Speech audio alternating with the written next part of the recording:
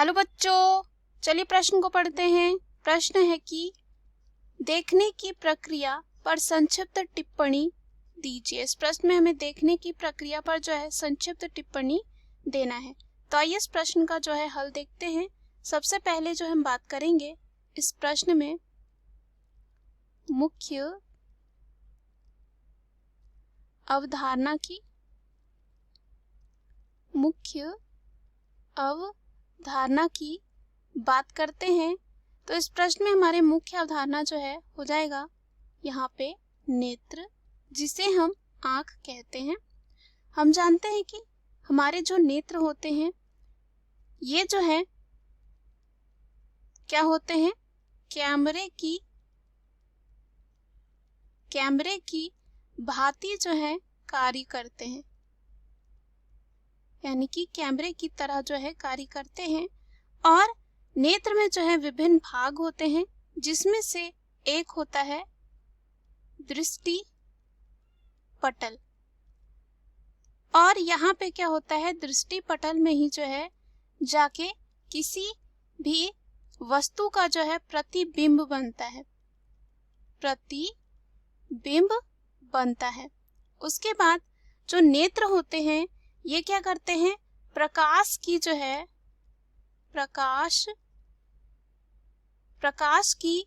380 से लेकर 760 नैनोमीटर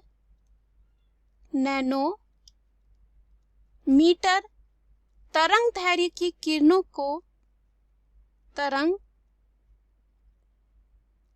दैर्घ्य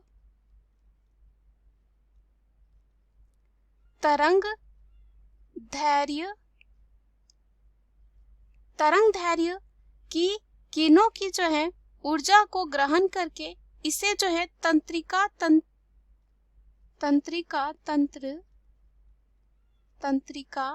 तंत्र और कह सकते हैं तंत्रिका तंतु के क्रिया विभव में जो है ये बदल देते हैं।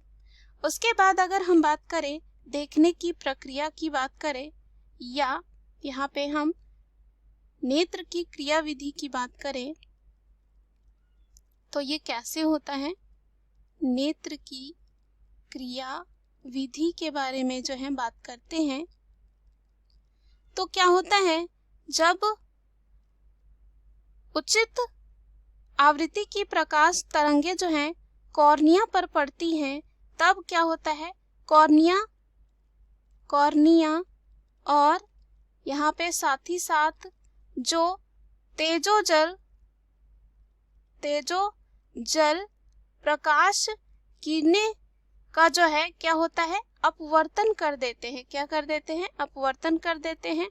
और ये किरणें तारे से होकर लेंस पर पड़ती है। कहाँ पे पड़ती है, तारे से होकर लेंस पर पड़ती है और लेंस जो है इनका पूर्ण अपवर्तन कर देती है।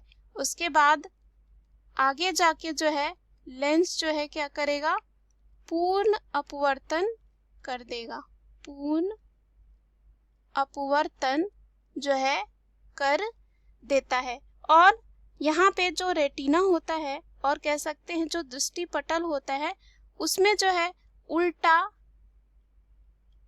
उल्टा प्रतिबिंब जो है रेटिना पर बना देता है और कह सकते हैं दृष्टि पटल पर बना देता है। उसके बाद यहाँ पे क्या होता है, आइरिस जो होता है तारे को छोटा या बड़ा करके प्रकाश की मात्रा का नियंत्रण करता है। और यहाँ पे तीव्र प्रकाश में जो तारा होता है वो सिकुड़ जाता है। जो तारा होता है तीव्र प्रकाश में अगर बहुत ज्यादा यहाँ पे प्रकाश आता है तो ये क्या हो जाएगा,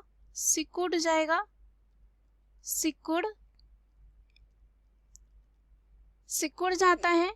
और यहाँ पे कम प्रकाश के और हम कह सकते हैं कम प्रकाश नेत्र के भीतर जो है प्रवेश करेगा।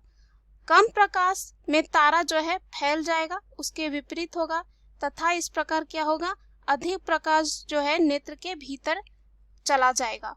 उसके बाद अगर हम बात करें नेत्र के समायोजन की, नेत्र द्वारा जो है समायोजन कैसे होता है, इसको हम देखते हैं।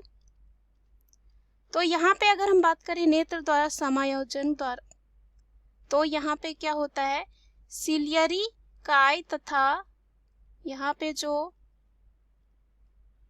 सिलियरी काय तथा निलंबन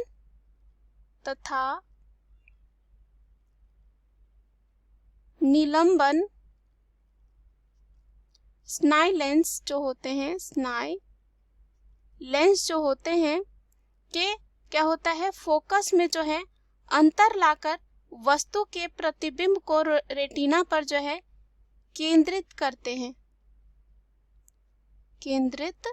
करते हैं और सामान्य अवस्था में क्या होता है, नेत्र दूर की वस्तु देखने के लिए जो है समायोजित रहता है और इस प्रकार जो यहाँ पे सिलियरी काय क्या हो जाता है, शिथिल रहता है तथा जो निलंबन स्नायु रहता है वो तना रहता है। यहाँ पे सिलियरी काय क्या होगा, ये शिथिल रहेगा और यहाँ पे निलंबन स्नायु, यहाँ पे क्या होगा, निलंबन स्नायु क्या होगा, ये जो है तना हुआ यानी कि खींचा हुआ रहेगा और यहाँ पे इस प्रकार क्या होगा, इससे लेंस की फोकस दूरी अधिक हो जाती है और दूर की वस्तु का स्पष्ट प्रतिबिंब बनता है। उसके बाद अगर हम बात करें नेत्र द्वारा प्रतिबिंब का निर्माण कैसे होता है, तो पास की वस्तु देखने के लिए सिलियरी काय में क्या होता है, संकुचन तथा निलंबन स्नायु में क्या हो जाता है, शिथिलन हो जाता है, यानी कि अब विपरीत परिस्थिति होती है। इससे क्या होगा, लेंस छोटा व मोटा हो जाता है तथा इसकी फोकस दूरी क्या हो जाती है, कम हो जाती है, जिससे पास की वस्तु का स्पष्ट प्रतिबिंब बनता है। यानी कि हम पहले दूर की वस्तु की बात कर रहे थे, अभी हम पास की वस्तु की बात करेंगे। तो इसमें हमने देखा कि सिलियरी काय क्या हो जाती है, संकुचित हो जाती है, लेकिन यहाँ पे निलंबन जो स्नायु होती है उसमें क्या हो जाता है, शिथिलन आ जाता है। तो इससे जो है लेंस छोटा व मोटा हो जाएगा और इसकी फोकस दूरी कम हो जाएगी और इससे पास की वस्तु जो है हम स्पष्ट रूप से देख सकते हैं। उसके बाद अगर हम बात करें प्रकाश रासायनिक परिवर्तन जो है कैसे होता है, तो यहाँ पे हम देखते हैं, इसके बाद हम बात करेंगे प्रकाश रासायनिक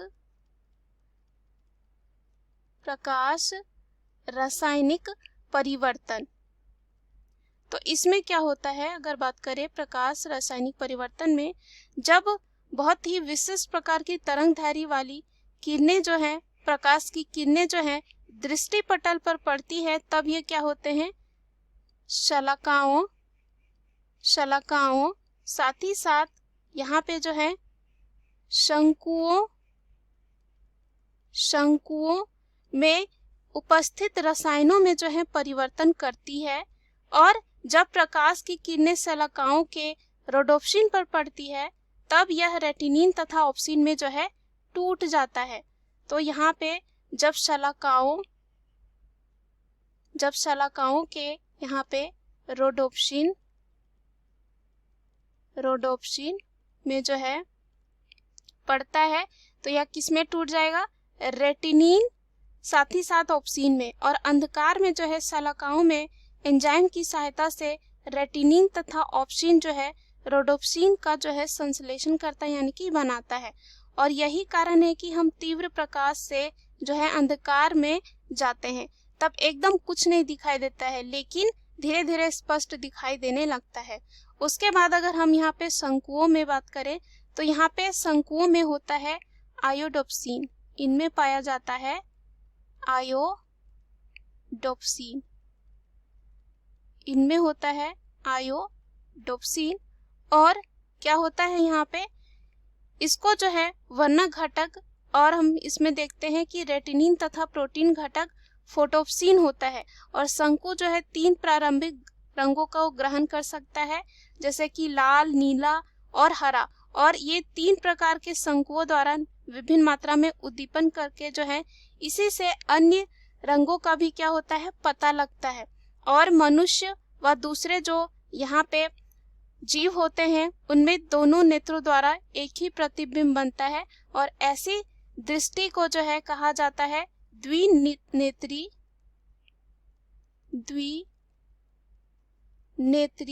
दृष्टि कहा जाता है। द्विनेत्री दृष्टि कहा जाता है। और इस प्रकार जो है देखने की प्रक्रिया जो है पूरी होती है। मुख्य अवधारणा के आधार पर हमने सिद्ध कर लिया है कि देखने की प्रक्रिया किस प्रकार होती है।